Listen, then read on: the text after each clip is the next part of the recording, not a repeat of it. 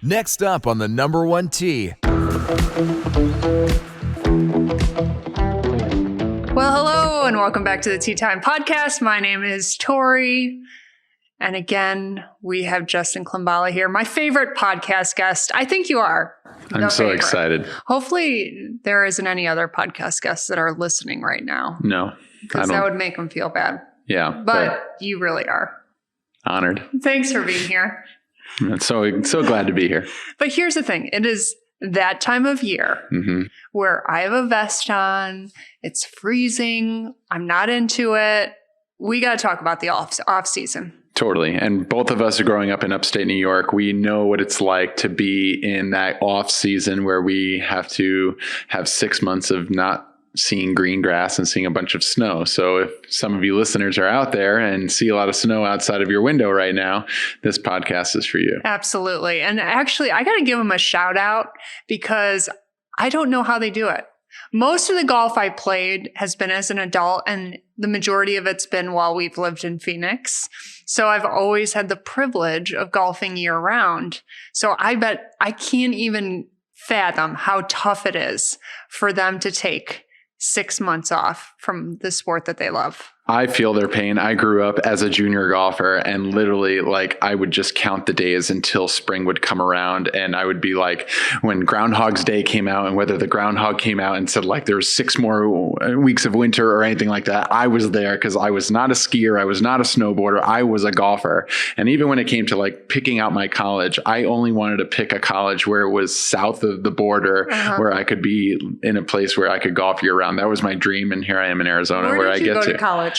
In North Carolina at a Division III school called Methodist University. But I first picked a spot that was at least North Carolina or lower, or more southern, because that's where it didn't snow and you could still golf in the wintertime, because it was just very torturous to be in that, cold living room. And I even still remember I was swinging a swing fan at the time, in the winter times, just trying to work on my game and just be exposed to the game when I just obviously couldn't when there was snow on the ground. Yeah. So let's first talk about if you still can golf during the winter. So it still gets, much colder in the winter. And even again, I grew up in Rochester, New York. There will be a weekend or two where all of a sudden it's, temperatures that you can go outside and play. Totally. What can we expect as golfers going out in those colder weather climates and playing golf? Yeah. What's going on? What changes in the game? Well, 2 things really is that the ball doesn't fly as far when you're out there in the cold weather. And then also typically you're usually bundled up a little bit more when you are playing in that colder weather. So your swing is sometimes a little bit more restricted. So my biggest tip every time that I have to play in that cold weather is always to just club up, use 1 or 2 extra clubs every time, and just use that more kind of half swing, 50% swing. Because a lot of times we're trying so hard to hit this ball farther because it doesn't go that far. And we don't want to kind of approach that with tension. We'd rather have a lot more power in the golf club and just have a much more smoother and kind of smaller swing that's much more manageable. Yeah. And what happens? Why is it that the ball goes not as far?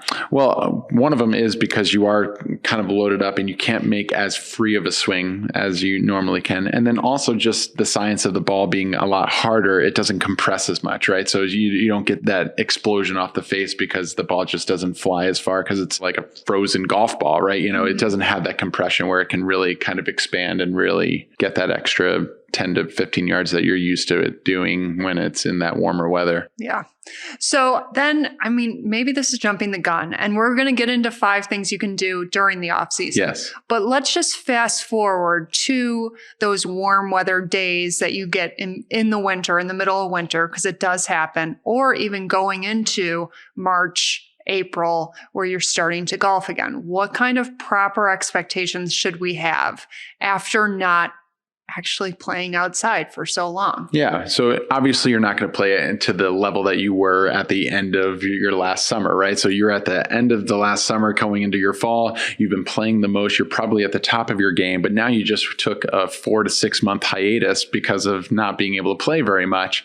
So when you first come out, you have to kind of give yourself a little bit more grace, a little bit more patience that, those first few rounds, those first couple of practice sessions, they're not going to be great. I mean, it reminds me a little bit of every winter, I used to take a family vacation to Florida to visit my grandparents, and I would finally get to swing and hit balls again, just during this little trip in December or January. And boy, was my swing all out of wax. It was just like I could not make contact with the ball. It felt like I had just just started all over. But it's a very temporary feeling. It's only like a couple of rounds, but don't be too discouraged when you have those bad rounds or bad practice sessions when you first come out of that winter time. Yeah.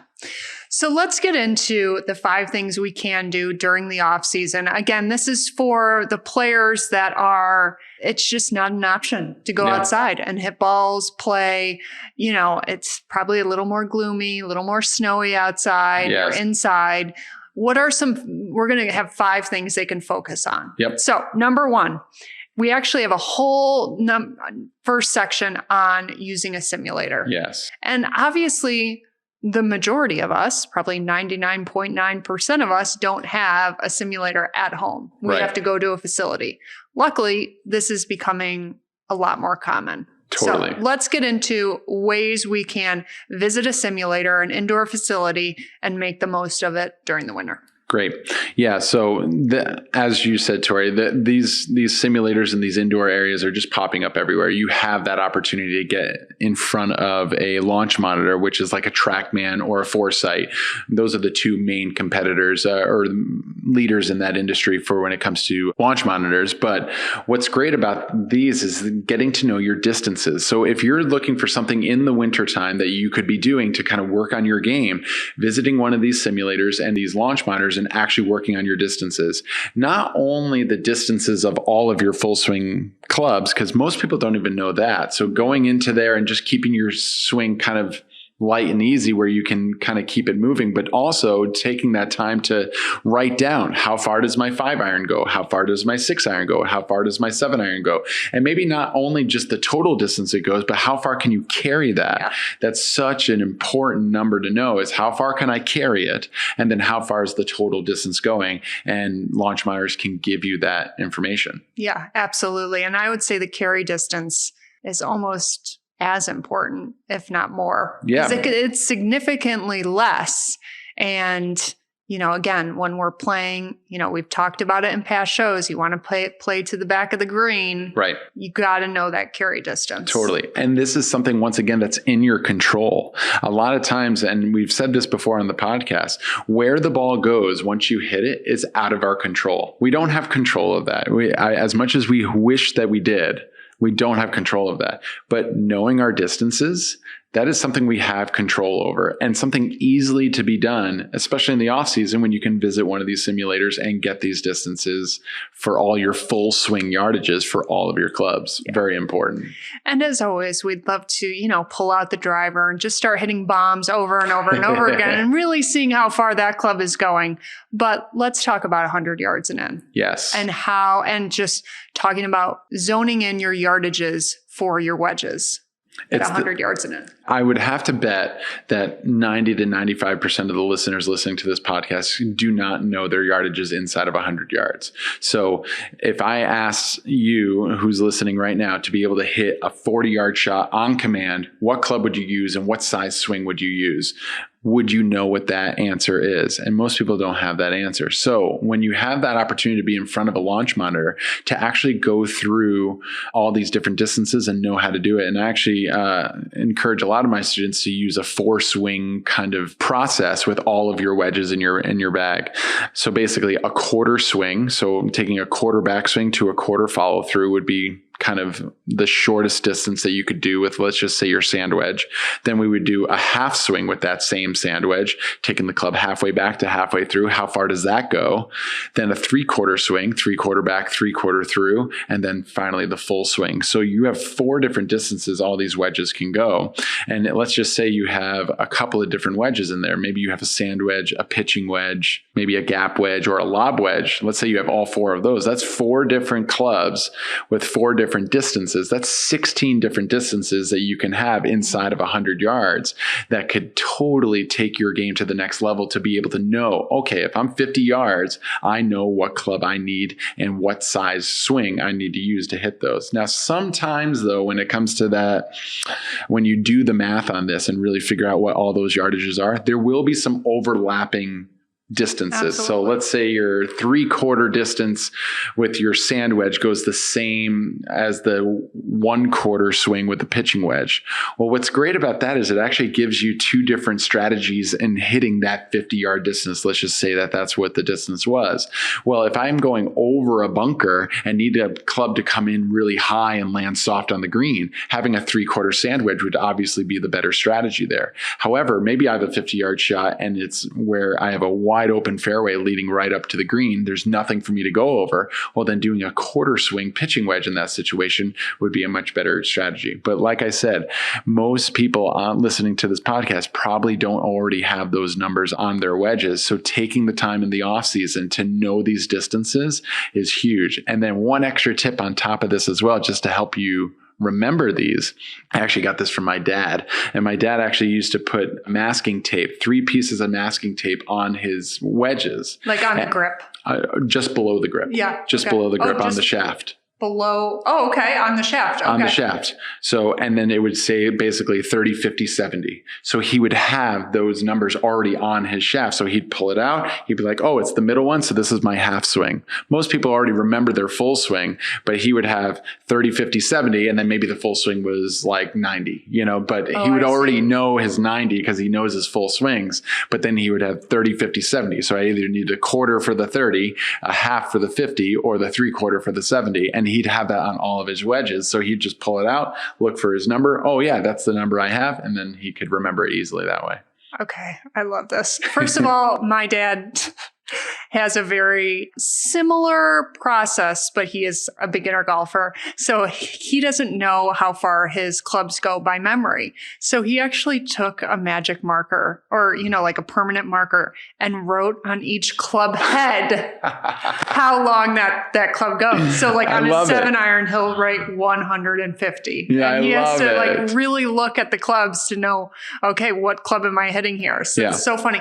But let's go back to this because again, it took me a second to visualize what you're saying. So you should know how to hit each wedge 4 different distances. Correct. And you're saying each wedge, you'll have a full out swing, so a max swing. So for instance, for my 54 degree, the max is probably 90 yards. Okay. Right. So, but I know how to hit that 54 degree 80 yards, 50 yards, and then there's probably like a 30-yard chip in there or something. Sure. So you're saying you would put masking tape, 3 strips of masking tape on the shaft. Yep. And like the lowest one would be the lowest amount of yardage. So I would put 30 yards there. The middle one would say 50 yards. Yep. And then the third one would say 80 yards because you don't really have to put the 90 yards on there. Correct. Because our hope is that you'll memorize these full swing distances. Yeah. So like I said, when it comes to this task, if you haven't done so already, if you don't know your full swing distances, that's chapter 1. Yeah.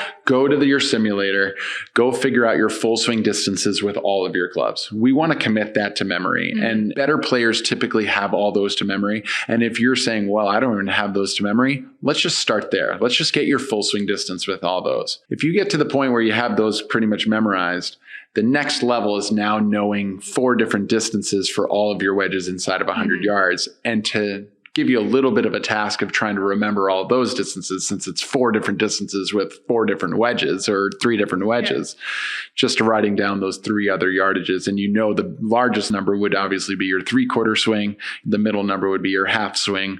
And then your lowest number would be your 1/4 swing. But doing that alone would put you so much farther ahead from all your competitors and all the people that you play with every day. Knowing those numbers alone is, once again, something that we can control, and then something you could actually practice on all those numbers. And then when you do get to that yardage inside of 100 yards, you're so much more prepared on which club you're using and what size swing you're going to use. Because a lot of times what people do inside of 100 yards is they take a sand wedge and they take their full backswing. They don't change the size of their swing, and they try to slow down their swing coming into the ball, which is called deceleration. And probably the number one reason why people have inconsistencies inside of 100 yards is because they're trying to control that distance through deceleration. But this suggestion is actually to change the size of your swing: quarter backswing to quarter follow through, half backswing to half follow through, and 3/4 backswing to 3/4 follow through, and then full swing. So changing the size of your swings and knowing how far they go will vastly improve your game over the winter season. Yeah. And again, maybe this is just your project for this winter, going to the simulator, and you put the masking tape on your clubs just to remind you to practice each yardage, and then just take the masking tape off at the end of the winter. So, but have that be a reminder. Oh yeah, I got to practice these distances. Yes. Okay. So we're going to stay on the simulator topic. So we're still on number 1. Let's get into actual lessons. Yeah. Do you think that you can have a very productive lesson just by using a simulator? Absolutely. And actually, a lot of times when it's time to go through a swing change, so let's just say you were thinking like, hey, I want to really improve my swing. The off season is the time to do that. Yeah. You don't want to be doing that in season when you have tournaments coming up and having to change things in your swing. A lot of times changing things in your swing takes a lot of repetition of doing the same things over and over and over again, where doing that in the off season is a perfect time to do that. But we'd rather you do that with guidance, right? So with an expert there. So if you have most simulator places will have people there that are experts in changing your swing. So finding a golf pro that is at one of the simulators that you can go near and just sign up for a weekly or every other week type of lesson to start that process of maybe making a change in your swing. Because what a perfect time to do that is in the off season. Yeah, that's a great point. And how about most of these locations, these simulators have courses that you can play? Yeah. Is that worth doing, or should we practice more? What do you think? I mean, if you're not working on your swing and you're not working on changing something in your swing, which, like I said, is a pretty big decision. So tread lightly, because not always you need a big change in your swing. You just need to kind of play better course management and get the ball in play. So that's another great thing about the simulators is you get to actually play golf courses. It's actually been studied a lot sometimes that actually doing random practice can sometimes be much better than block practicing. And what does that mean?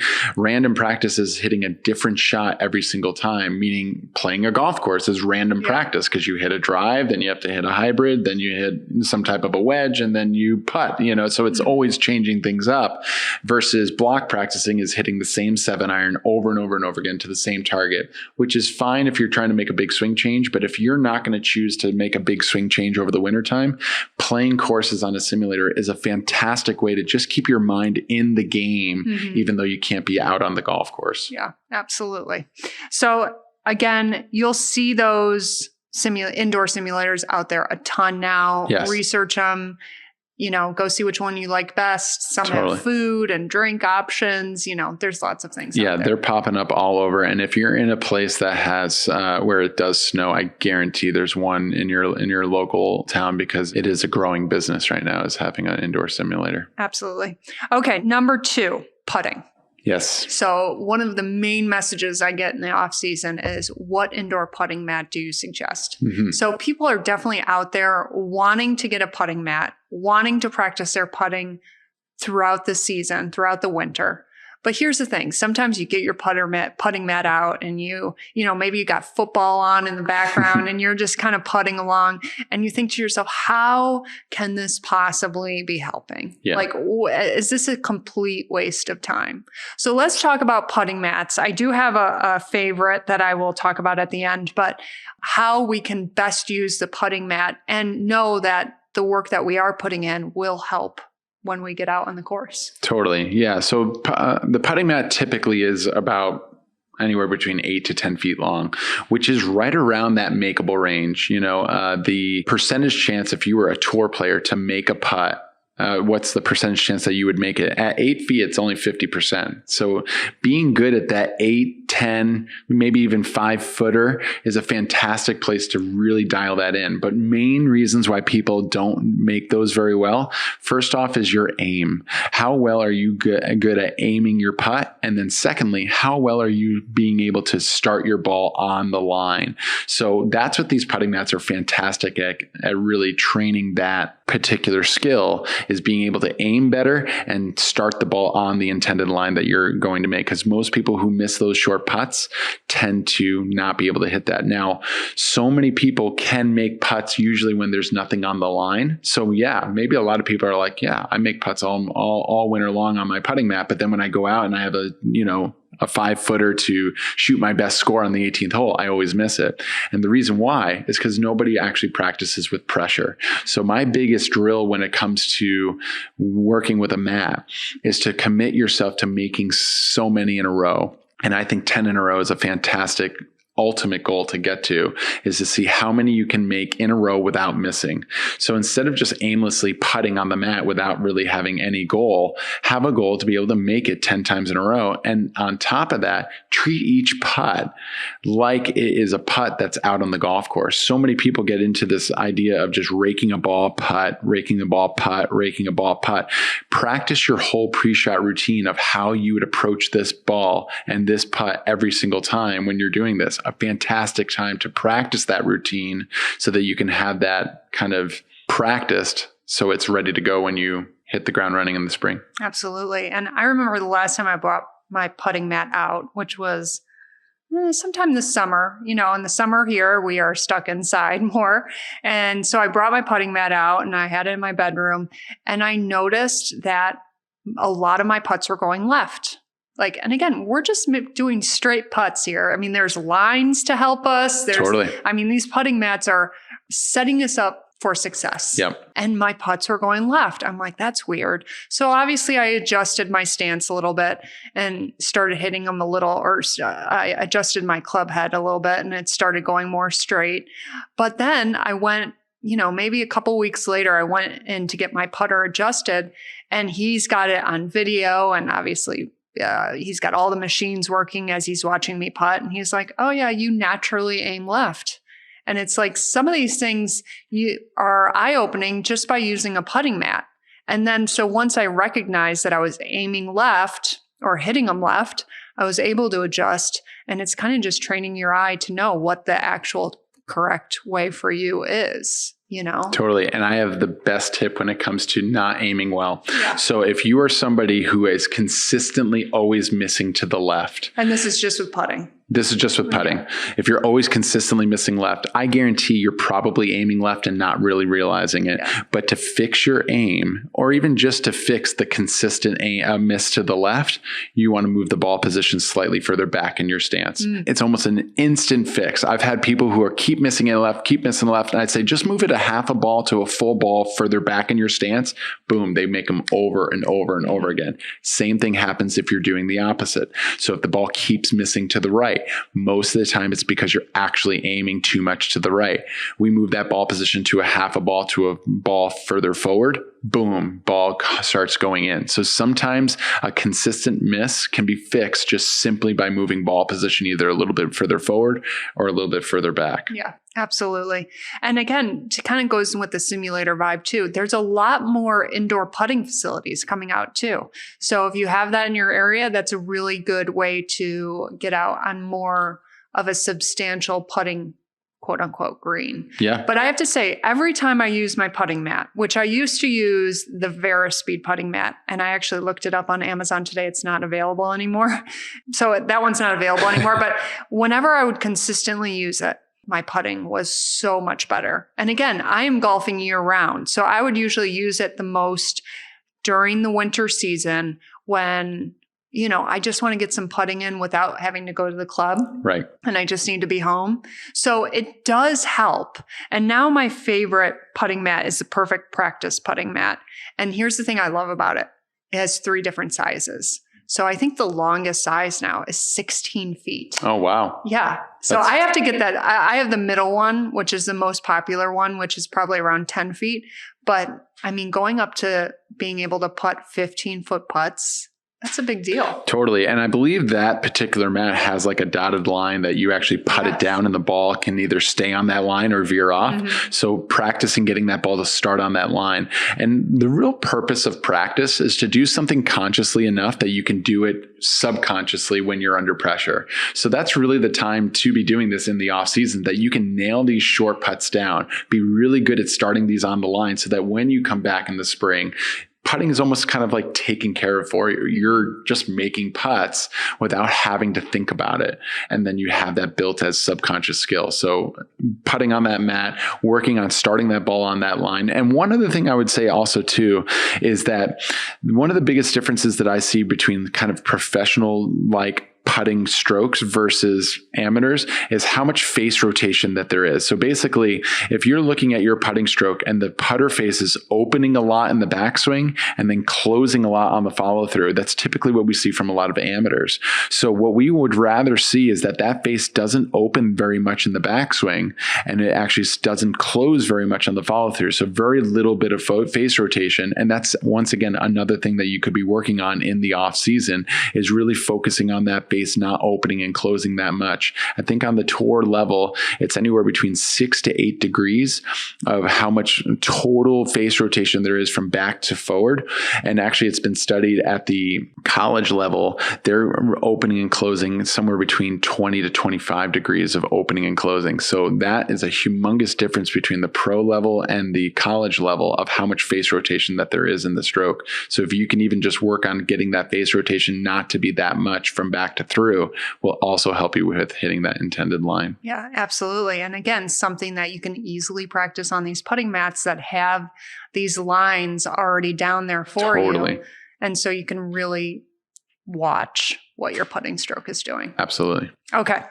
So, and all these links to these products are in the show notes, but ultimately it's going to be in our off-season bootcamp, which our 5th tip of off season. We'll have a whole grind session video that we're going to talk about in a second, but also we're going to have a reading list for the mindset books and maybe even that putting tutorial we did for breaking bogeys. Remember that? That might really help too. So we might add that in there too. So there's a lot of goodies in that off-season boot camp that we want to share with you. So that link is in the show notes.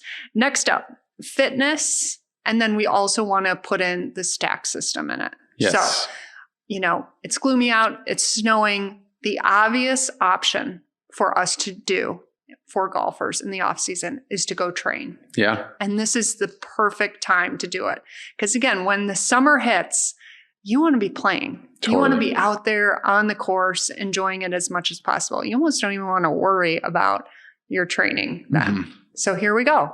Here's the time to do it. Totally. It's preparing your body for the ultimate task that we're going to is to play golf in the season. So what a perfect time to really work on your body. Because one of the tough things when you are working on fitness is that you're training your muscles, you're getting sore. And a lot of times when you go back to hitting balls, sometimes it's really hard to adjust that. Well, if you're not swinging a lot in the season, we might as well start to transform our body. I remember Bryson DeChambeau during the COVID time when everybody was locked in. He went to town on his body during that off season. He came out so much more bulked up and he was hitting the ball so much farther. So having good proper fitness, but also making sure that it's golf specific. So having a good fitness trainer that I know that you work with, Andrew, but having a good fitness trainer in town where you are to work with, what a perfect time to actually put focus into that. Absolutely. So most of the fitness trainers out there that work specifically with golfers, they are TPI certified, which is Titleist Performance Institute. Yes. And you can find those trainers that are located all over the country. Go to mytpi.com. Again, mytpi.com. And you just put in your zip code and it shows you where those fitness trainers are that have been certified in TPI. Yes. And a lot of them, like Andrew, is certified in TPI, but he goes a whole nother level. Yeah. So they get certified and then they make it their own. Totally. So it's, about finding someone out there that you like to work with. And I mean, I would suggest in an ideal week, I'll see Andrew twice a week. And then I'll kind of do my own thing for another 2 days of the week.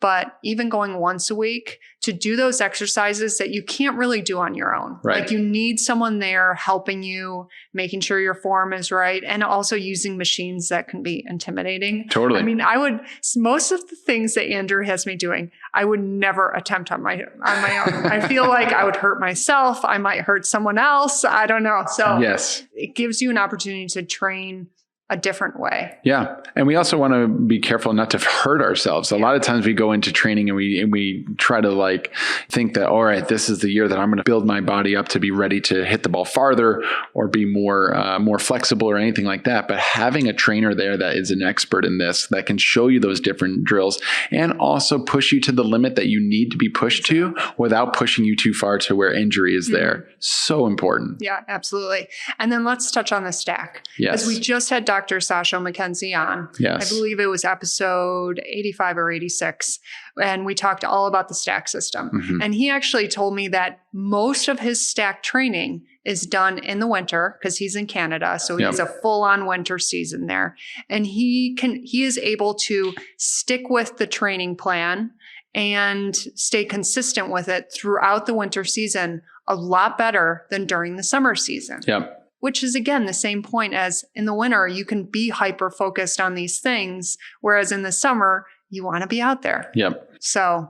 And that's what's great about the stack system is that it doesn't involve hitting a golf ball. It's just swinging a stick with different weights on it in front of a swing radar to kind of measure how fast you're swinging. And it's something that you can easily do inside in your garage, in a big part of your living room or whatever, that you can definitely take your speed to the next level. I gave the stack system as a gift to one of my loyal students just this past spring. And he worked on it all through the summer. And he actually kept me updated with texts and everything like that. And he's brought his club head speed from 90 miles an hour. He's now up to 103 miles an hour. And crazy. For every mile an hour you can increase, that's 3 extra yards with your driver. So, I mean, it's a ton, but it's really difficult to work on swinging harder when you are playing golf all the time. Mm-hmm. So why not take your level to the next level right now of how fast you're swinging? So then you're just used to that speed. So when you hit spring, you're already regularly there. You're not having to push to 100% to get yourself there. You're just kind of naturally swinging at that faster speed. And it just is a much easier time to transfer that new speed to your golf game. Yeah, because exactly when you're using the stack as the system tells you to use it, because it's so easy to use, but the app is so easy to use and it keeps you engaged. And if you do it exactly how it says, it's not like you go out in the spring and you start swinging as fast as you can. It's already there. Right. You just swing the golf club and Correct. It's just naturally a faster swing speed than it was in the fall. Yeah. I do speed clinics all the time for my students that I work with in person. And my goal with them is saying to them, we want your 100% to be so fast in practice so that when you come back and swing with your 85% out on the golf course, that 85% is now faster because you've taken your 100% to the next level. So that's really what the goal is to get that 100% so fast with the speed stick so that your 85% is just consequently faster. Yeah. And I've actually, again, if you are one that maybe you live in an apartment or a condo complex where you don't have a garage and you don't really want to do it in your living room either, you can take it to the gym. Mm-hmm. Go into like one of the aerobic studios. Do they still have aerobic studios? Is that what they call it still? Aerobic studios? No. But go into one of the gym areas where there's not a lot of machines in there. Right. Use it right in there. Because again, like where a yoga class would be taught. Exactly. An aerobics room. You know what? Let's stick with it. But you're not meant to hit the ground either. And and you think that it will be hard to not hit the ground, but you actually don't hit the ground. No. It's very rare. I think I've done it once out of the many, many, many swings I've had with it. Yeah. So it's a very easy workout that you can do in the gym as long as you have a little open space, and that's an option for you. Totally. All right, on to number 4. Yes. Mindset books. There are so many books out there that are super helpful that you can just continue to read. Here's the thing. I want to say a lot of them are like the same ideas Yeah. even, but they all say it in their own unique way. Totally. And just like with golf instruction, most instructors are telling you the same thing, but they're telling it to you in a different way. So you have to see which one really hits home for you. Yeah. So there's so many mindset books out there. What are some of your favorites? Yeah, my favorite one that I came across was actually a book called With Winning in Mind by Lanny Basham. And what's interesting about this book is that it's actually written by a guy that doesn't actually even play golf. He actually used this mental management system to actually win an Olympic gold medal shooting a rifle. And what's interesting about shooting a rifle and golf is that they're both what I would call static sports. You're not reacting to a moving ball. You're pulling the trigger quite literally in rifle shooting, but in golfing, it's only you that gets to pull the trigger where you get to start your swing. So having your mind right when you're about to perform that is incredible. And he has just this whole mental management system that he teaches, which is a fantastic read. And it's a short book. It's a really easy short book, and it just gets you understanding the control that the mind has over how well you play. That would be just a fantastic read over the off season. Yeah, I love that book too. And you're right. It's an easy read and you are totally engaged with it right away and you read it quick. Because a lot of times in books, takes a while to like get into it. You know what I mean? What other books do you think?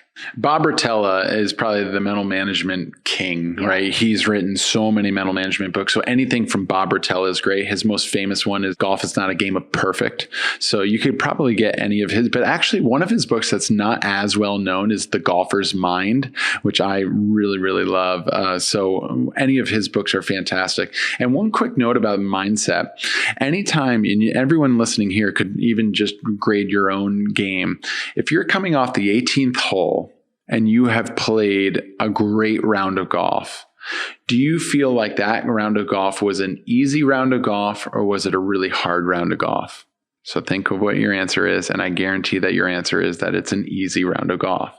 Now, coming off the 18th hole, and it's one of your worst rounds you've ever played, and you ask yourself, was that an easy round of golf, or was that a hard round of golf? Usually it's really a hard round of golf. So I've kind of coined the phrase that great golf is actually really easy, but bad golf takes a lot of work. So it's usually what the mental game and a lot of these books are really telling you is trying to get you out of your own way. If you go out trying really hard to play well, most of the time you will not play well.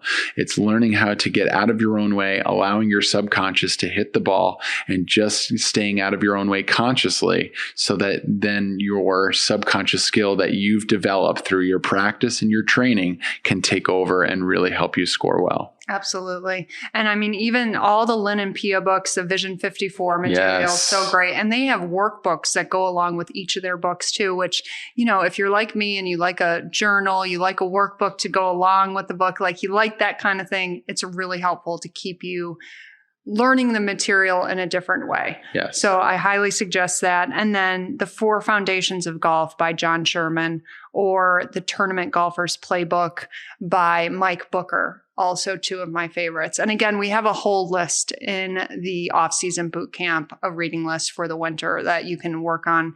But you also wanted to mention Mark Brody's book, which that too, I find as a fascinating book, but it's tough. It's a lot of numbers. It is a lot of numbers, but you can, I mean, every book you can take what you want from it. You know, I always say, like, when people come to my golf clinics, I give a certain message in that golf clinic. But if I have 6 people that come to that golf clinic, all 6 people probably take away something different from that clinic. Every time that you read a book, everyone takes something different away from it. The Every Shot Counts by Dr. Mark Brody, although it's a lot of numbers and stuff like that, really paints a picture of how we should be looking at the game of golf and really realizing that the game of golf is quite inconsistent, and the greatest golfers in the game are just not as good as you think that they are. So really understanding the real numbers of golf and really understanding that, you know, that the game is inconsistent and that they're just not making as many putts or hitting that many great shots that you think that they are. We have a bit of a disguised view of what great golf is because we watch it on TV and we see the highlights, or we see the winner of that week. And that winner of that week, that person was hot that week.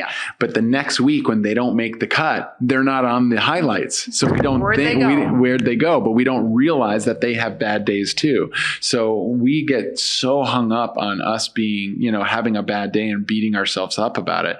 But learning how to move past those and having a shorter memory is such a huge key. So Every Shot Counts by Dr. Mark Brody is definitely one of my favorite books that I've read recently that really just paints a really clear picture on what is actually helping people play better golf. And there, at the back of the book, there's some really great drills in there too. So I'm glad that you mentioned that book because it is a fantastic book. Even though it's not mindset, it really does change your viewpoint of the game. Yeah, absolutely.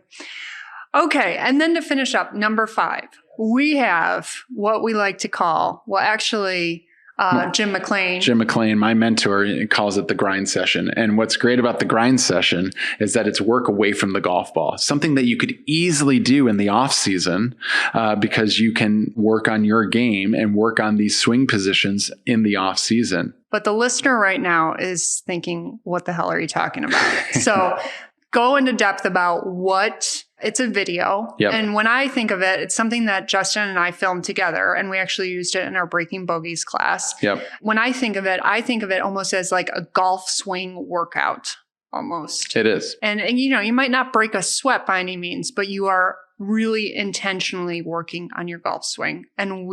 And Justin walks you through the process the entire time. Totally. I think it was like 35 minutes, something like that. Yeah. So, I see it very much similar to like if you were to do a workout video, like a Beachbody or a P90X or something like that, when you're looking in front of a TV and you're just mimicking the same moves that person's doing on the TV. That's what this is, but it's for your golf swing. Yeah. We really go into detail on how you hold the golf club, pre-swing rituals. We go through where the club should be at each point in your swing. It's really kind of a deep dive into what we should be looking for in your swing, and just practicing this on your own at home, in your living room or in your garage or wherever can be a great way for you to be working on your golf swing in the off season. Yeah. And how often do you think someone should do this? I would say, doing it 3 days a week would actually not be too bad of an idea. That way you're at least swinging, you're actually making some golf movements so that when you do come around to spring, whenever I went to that golf vacation, with my family, I didn't swing very much in the off season. So it felt weird when I got a club in my hand and I had to hit balls again. But if you're doing this 3 days a week, and just jumping in front of it, and it's only it's a 30 to 35 minute video, but once you watch it a couple of times, you'll learn the exercises that you'll be able to just do it on your own without having to watch it. And that you'll probably be able to do it in probably 15 minutes, just doing the exercises on your own. But it's a great way to just keep reminding your golf muscles on what we want to be doing with your golf swing, so that when you do come back around in the spring, it's almost like you never left. Absolutely. And we have put together, again, that Off-Season Bootcamp. The link is in the show notes, and it just has everything that we talked about right in there, plus the grind session video. And I guess we'll add that putting technique video too. Yeah, absolutely. Why not? Again, it's the same concept as the grind session, where you have your putter with you and you're following exactly what we're doing on the screen. Absolutely. So, well, Justin, cheers to the off season, I guess. Absolutely. We are fortunate enough to be able to still go outside, still enjoy golf, but I still prefer those warmer temperatures myself. Yeah. The summertime just seems like it's the golf season, even though we live in an area where this is kind of our peak season for the wintertime. It just seems like the game of golf was built for the summertime. So, but a great opportunity in this off season to still continue to improve your game, even if you're not golfing as much. Absolutely. And again, if you take these 5 ideas, these 5 tips into account throughout the next couple months, I guarantee you are so much more ahead of your competitors that you play against in the summer. So Absolutely. Take it seriously, put the time in, you will see the results. And maybe that transition from winter to summer or winter to spring might be a little bit easier this year, because I can imagine that it can be a little rough for the first couple weeks. Right. Yeah. Thanks, Justin, for being on. Thank you, Tori.